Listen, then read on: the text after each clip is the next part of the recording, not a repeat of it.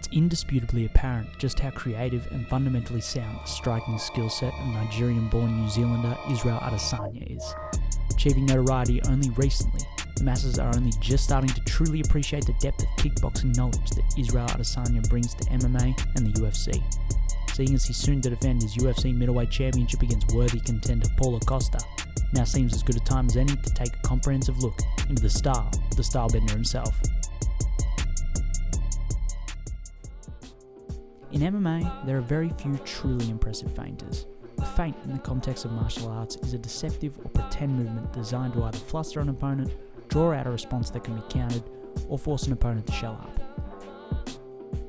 In boxing, nearly all of the sport's best technicians utilise feinting prolifically to help their legitimate shots slip through the cracks. From the modern crop of fighters, we see feinting excellency from competitors like Vasyl Lomachenko, Canelo Alvarez, and Tyson Fury. The same wealth of feinting isn't as evident in the world of MMA. There are some notable exceptions, of course, like Michael Bisping. Here, for example, Bisping throws jabs with only half extensions, or shrugs the shoulder noticeably to push Silva onto the fence and exploit his now squared stance. But on the whole, most mixed martial arts feinting involves rapidly moving the hands in a spasmodic fashion that's neither energy efficient nor convincing. This is the point of feinting. Convince your opponent that you're about to step in and clock them. If your feints are regularly not convincing, you aren't feinting well. Enter now Israel Adesanya. The vast majority of his offense stems from his ability to effectively feint, particularly with his left hand. Whilst he can fight from both orthodox and southpaw, he prefers prioritizing his left hand in both stances. From his earlier kickboxing days, we can see how effective he is just in utilizing his jab and then building off of that one technique. Here, against Patia Foa, he opens the fight with a long jab from orthodox. Even with as little as one landed strike, he's able to use the now established threat of this jab to set up other opportunities. As he feints the jab here, Foa attempts to parry the shot that never comes. He's clearly concerned with the jab up top. 10 seconds later, Adesanya drops his level and sneaks in a jab to the body, while Foa attempts to parry at eye level. Here, Adesanya feints the jab to force Foa to tighten his stance before throwing an outside low kick that goes unchecked. Against Bogdan Stoica, Adesanya uses a jab feint to set up his inside low kick. Here, Adesanya feints the jab to come around the guard with a left hook. And here, the threat of the jab causes Stoica to cover up, right before Stoica tries to fire back with a blatant, telegraph switch kick. There's a good chance that without forcing Stoica to cover up due to the feints, Adesanya doesn't catch that kick. The jab and the low kick, primarily the outside low kick, work very well in tandem. Seeing as their targets generally lie in completely antithetical positions to one another, if you can convince your opponent that one is coming, the other will often be open to attack. Here, Adesanya attacks the lead leg twice with an outside low kick, before feinting and moving him with a jab cross. Seconds later, the jab feint opens up the low kick. In his absolute masterclass versus Brad Tavares, the jab and the low kick are the building blocks that allowed Israel to do his best work.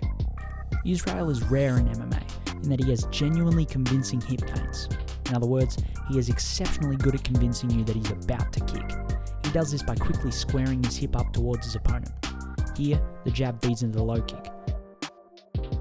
The outside low kick feint feeds into the inside low kick. But it's not just the jab that Israel feints off of effectively, even though that is often his starting point. His kicks and knees are just as deceptive as his hands. Here, he shows but pulls back on the switch knee. When Robert Thomas advances with his head leaning forward, Adesanya uncorks a switch knee that Thomas has no time to defend against. Against Marvin Vettori, he steps in with his leg raised, causing Vettori to cover up and raise the shin to check a kick.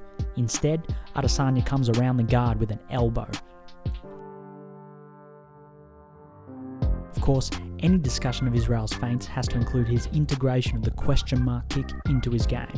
Israel's willingness to throw both roundhouse and straight kicks means that the question mark kick naturally serves a place in his striking arsenal. The question mark kick involves a starting motion reminiscent of a push kick, only when the knee is raised, the hip turns over, and the leg whips around the side of the body or head. When your opponent goes to defend the straight kick, you kick them in the side of the head instead. When Adesanya switches to southpaw, as he will do often throughout a fight, we see the emergence of what Jack Slack refers to as the Crocop double attack. The straight left, left high kick, and even the left push kick to a lesser extent all have similar starting motions, and by using one of them, you may very well create an opening to land one of the others. When Israel switches southpaw, he almost entirely forgoes the right jab, instead opting to use the double attack as his primary weapon. Here, against Romain Falendry, he throws the straight left before following up with the left high kick. Against Slava Alexichik, he throws a high left kick followed by a straight left. Defensively, Israel was never the most polished in kickboxing, but he did have some tactics to give him an edge and enable him to get off the ropes when he was put there. As is pretty clear from the onset, Israel has a long reach for his weight class, and he uses it to keep his opponents off of him. One way is by posting his lead hand on the lead shoulder of his opponent.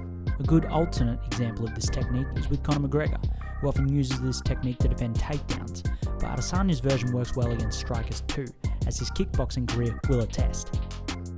With this strategy, Israel is effectively creating a barrier between himself and his opponent.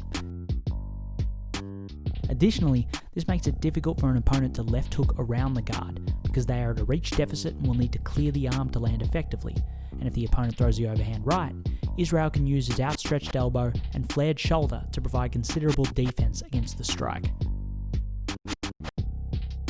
This technique was particularly effective against Brad Tavares. Watch as Israel immediately opens the fight by posting on the shoulder. Tavares is very much a jab, left hook, right hand kind of fighter, a meat and potatoes MMA striker. Adesanya posting on the shoulder negated some of his most significant offense. Here, Adesanya throws the straight left against Anderson Silva and then uses the punch as a post to block the right hook. Adesanya also used the post to circle off all throughout the fight. In some instances, it's less a post on the shoulder and more a single or double collar tie. By wrapping around the neck instead of posting on the shoulder, Adesanya has much more control of his opponent's posture and can use this to redirect his opponent away from his exit angle. That said, the post and the collar ties are not infallible. Jason Wilness defeated Adesanya back in 2017, primarily by pressuring relentlessly and kicking off of Adesanya's shots. When Israel would jab or post on the shoulder to create space, Wilness would either throw left hooks to the body or throw hard low kicks that would drag Israel out of its stance. Whilst this is a difficult style to utilise against Israel, given it requires you to consistently pressure the entire fight, it can be successful. Similarly, Kelvin Gastelum nearly knocked Adesanya down by acknowledging the post and pushing the wrist away. Like any weapon, the post leaves its openings. In the pocket, Israel has become more careful and polished in his defense over time. In some of his earlier fights, we often find him getting caught in exchanges as he steps in with his 1-2 from orthodox or his straight left from southpaw. In MMA, perhaps due to the lesser quality of striker, Israel's inside game has refined. His slips against Brad Tavares were magical, and he often used them to land counter shots of his own. Some of his best shots against Marvin Vettori came in the pocket off of his slips and rolls. The first knockdown against Kelvin Gastelum came off of a beautiful pullback right-hand counter. But perhaps his best defensive effort to date came against Robert Whittaker, when Adesanya claimed the undisputed middleweight championship. Whittaker started the fight faster than usual, utilising his standard sprinting left hook to get in on Adesanya and attempt to land the overhand right. Shoulder posts and single collar ties from both stances were key in avoiding the bombs in the early going. We saw early on Israel attempting to square his stance and move to his left when trying to counter Whittaker's entries. From here, he'd plant and throw counter hooks. Most of these counters didn't come clean, but at the end of round 1, Adesanya found his mark, a check hook counter, followed by a right hook as he stepped off to the side. If it hadn't been right at the buzzer, Israel probably would have been crowned the champion then and there. For the final finish, the combination was nearly identical, the only difference being that Adesanya followed up with an additional left hand to get the knockout.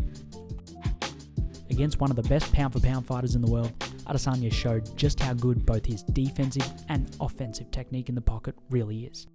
The main fear that many Adesanya fans held coming into the UFC was that his typically long stance, penchant for stepping in deep with straight lefts, and willingness to give up space when opponents would step in on him would lead to him being overmatched against a strong, durable, relentless wrestler. The same fears have dogged major strikers since the dawn of the sport, and it was natural for these fears to be expressed pre-UFC debut. In his first UFC contest, he faced Australian Rob Wilkinson, whose game plan revolved almost exclusively around pressing Adesanya to the cage off of caught kicks, establishing the body lock, and then looking for trips. Wilkinson's pressure was admirable for the first round, but the takedown defense of Adesanya shone through.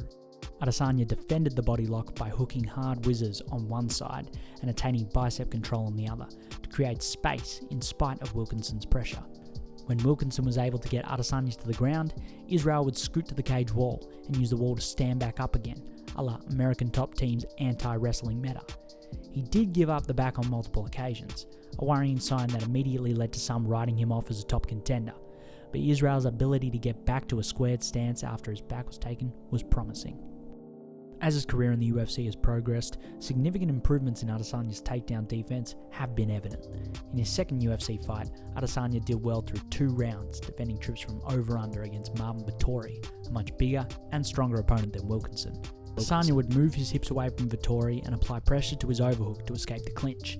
In the third round, with Vettori thinking the fight even, Vettori's corner implored him to chase the takedown more pressingly. Adesanya defended the first double leg well, sprawling deep to avoid the drive, but he was caught out when Vettori switched to the single leg and cut the angle over his right shoulder, forcing Adesanya to his butt.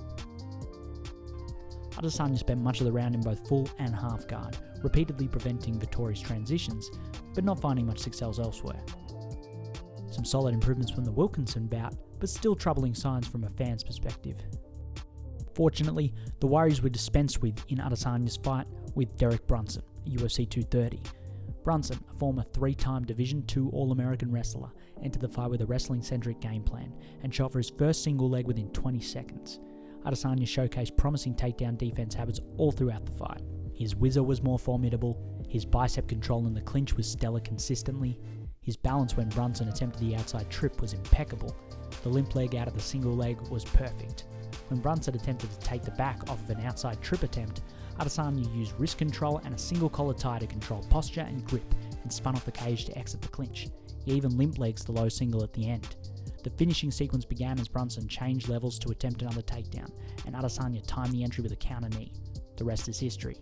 Since then, Israel has only been taken down twice, once by Kelvin Gastelum in the 3rd round of their fight, and by Yoel Romero in the 4th round of theirs. In this instance, Gastelum hit the double leg off of a deep straight right from Adesanya and turned into his right to complete the takedown. Pushing off the hips and performing a picture-perfect tactical stand-up, Israel was able to get back to his feet within 10 seconds of his back hitting the mat. Gastelum went 0 for 8 on the rest of his takedown attempts throughout the fight. And besides this blast double that Romero was able to attain in the 4th round, Adesanya's takedown defense as of recently has been near unblemished. Given Adesanya is set to face Paulo Costa soon, it only makes sense to evaluate how the two match up. Costa is a relentless marauder in terms of pressure. The only way he knows how to fight is on the front foot. He backs his opponents onto the cage with forward momentum and attacks the left hook straight right. He will often throw the right hand as a hook to the body to further drain his opponents while they look to defend against the head strikes. He also possesses a devastating right body or high kick that he substitutes the right hand for. Against orthodox opponents, he also offers a switch kick, primarily for hitting the body.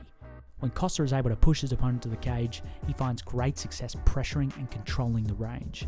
He slides back to avoid his opponent's return fire before immediately jumping back into the pocket.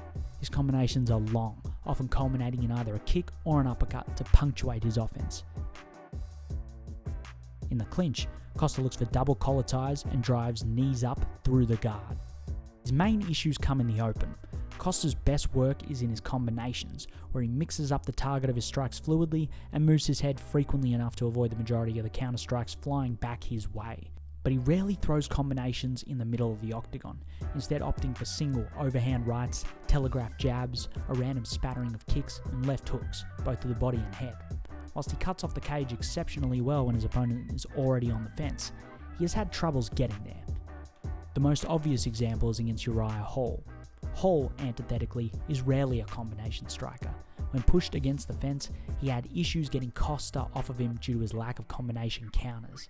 But when he did find space to reset in the center of the cage, he fired off his jab religiously and landed at a very solid clip. Costa's habit of pulling back to avoid each jab meant that there were long periods of the fight where Costa was not able to put the fight back on the fence like he wanted. It was when Hall stopped striking to take a breather that Costa would step in and punish the inactivity. In a fight between the two, Adesanya holds the keys. He has the ability to strike in combination, as we saw against Gastelum deep into the 5th round. Additionally, with much of his output stemming from his orthodox jab, Costa may very well prove flustered by the real jabs and the feints. That said, Israel will often give ground against insistent pressure strikers, and this can cause him to back onto the fence.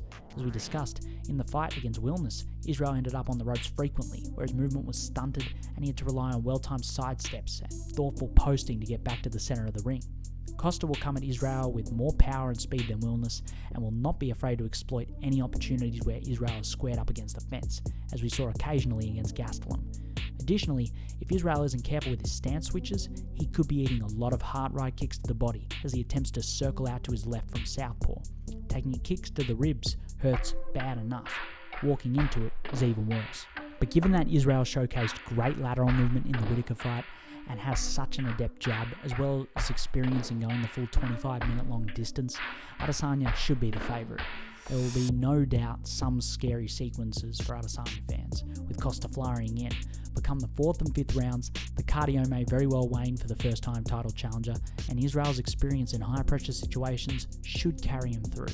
Here in Australia, Adesanya by decision is currently tracking at $4 odds, and that's something that you should absolutely think about jumping on. Thanks for watching, guys. Make sure you check out Israel Adesanya versus Paulo Costa. That's at UFC 253. It's Sunday the 27th of September if you're in Australia. If you're pretty much elsewhere in the world, it's Saturday the 26th of September. Be sure to check it out.